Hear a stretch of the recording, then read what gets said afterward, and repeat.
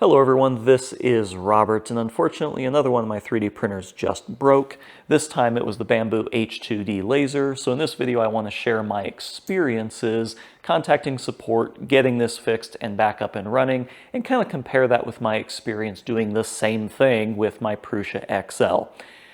This might get a little controversial.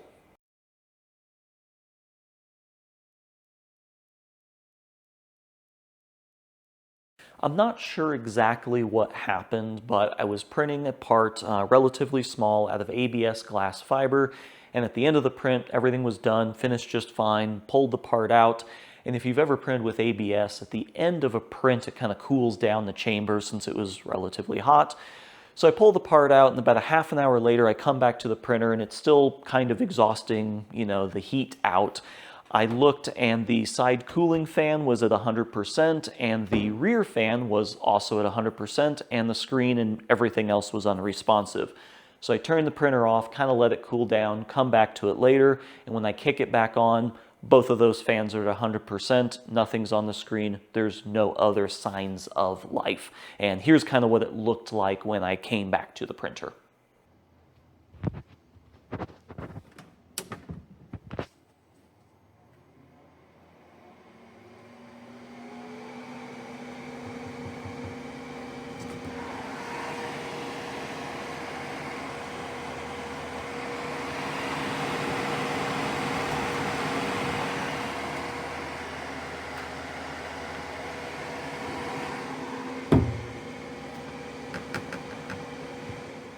I unplugged the printer, let it sit overnight, and came back to it the next day thinking it maybe just needed to cool down, but the next day it was exactly the same, so it was time to contact support. Something was very unhappy inside this little thing. There's a couple different ways to contact Bambu support and file a ticket. You can do it directly from the Handy app. You just go in there, go to Me, and then you can file a support ticket there, or you can go to their website and file a ticket. I use the website, type in some information on the printer. They also give you the option to upload some things. I uploaded that video clip that you just saw with a brief description of what was going on. The other cool thing I like about Bambu support is just their information gathering. You can also do a log dump. I know. You can do a log dump directly from the Bambu app. So you select the printer, on your app, and then you can just submit the logs directly from there. You don't actually have to go to the machine, download anything onto an SD card. This was problematic for my XL because it was just fully dead and I really didn't have access to anything. I, couldn't remember the last print that I had done. It just didn't turn on one day. But with the Bambu Handy app, it kind of has a record of everything. So you can just do like 2 clicks and they'll automatically add that dump in the support ticket, which was kind of cool. I filed my support ticket, it was the 31st at about midnight. So Sunday at midnight, I submitted a support ticket, and I heard back from Bambu that following Wednesday, the 3rd, around mid-afternoon. So it took about 3 full days to hear back from them, but the response was pretty thorough. So after waiting a couple of days, I got a response back from Bambu, and it had a lot of information in it, a lot of troubleshooting, and a lot of tasks for me to do, which was nice. They suspected that the MC board was dead, but to confirm this, there was a couple troubleshooting steps. So one of the ideas was that maybe the fans were causing an issue, maybe there was something wrong with those. So the idea was to pull off the back panel and unplug those fans from the MC board, try and boot the printer and see if it booted normally with those removed. And that didn't work, and I was kind of going through and removing some more things just to see if I could ever get it to boot, but none of that happened. But that being said, it was really nice to see a lot of information coming back to me on the first email rather than the slower process with Prusa. With Prusa, they were more responsive, but there was a lot less information in each email. It was just kind of more information gathering, more of me reiterating the same thing over and over. And in that time with the XL, I just did all the troubleshooting on my own and basically told them, I've isolated the issue, I found the problem. However, with Bambu, this was a much more complicated issue to troubleshoot, but they gave me a lot more information up front, so it was actually a lot easier to diagnose in the end. So now that I had all the steps I needed to take, I spent the next weekend kind of going through, taking off the back panel and diagnosing the MC board. I shot a short little video for them, which you're seeing right here, that kind of showed my findings, and ultimately unplugging those headers did nothing, and pretty much anything that I did, nothing changed. The printer was dead and would not boot up. I sent them that video on Sunday the 7th, and I heard back from them that following Monday. They said, yeah, we think the MC board is dead and needs to be replaced. And then by Tuesday, I had a tracking notification that a new one was being sent out. So it was the 31st that I first contacted them. I got my first contact with them on the 3rd. I spent until the 7th doing my troubleshooting and, my homework. And then I heard back on the 8th, and a new part was shipped out on the 9th. So that's the timeline. The MC board was replaced free of charge under warranty since this device is less than a year old. I didn't let them know that this was provided by Bambu directly until the final process. When you submit the ticket, I just left the invoice and order information out of there, and they did ask me this throughout the whole process, and I waited until after all the troubleshooting had been done to provide that information. But they weren't going to ship out the board until they confirmed the status of the printer. So once I did that, they shipped out the board.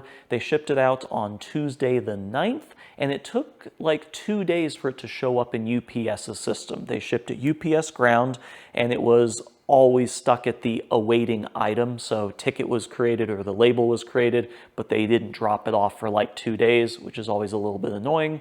And being shipped UPS ground, it showed up the following week on Monday the 15th. And that is when I got the new replacement board. Of course, this is the old dead one. The new one is in the printer. So let me walk you through the process of what it took to actually swap these out. I didn't actually record any footage of me swapping out this board, but I will show you the tutorials and the information that Bambu provides. They have a very detailed written guide as well as a really nice video that kind of walks you through the whole process. Their documentation is pretty darn good. I was surprised throughout this whole process to see just how much they have, because I've never really had to access it before. The interesting thing about this board is that it doesn't actually house any of your settings. It is the main controller for the machine that has the stepper drivers and everything else, but there's actually a separate board that kind of controls this one. So when I swapped out this board and turned it on, it was exactly right where I left it, already logged in, Wi-Fi credentials, ready to go, which was pretty nice.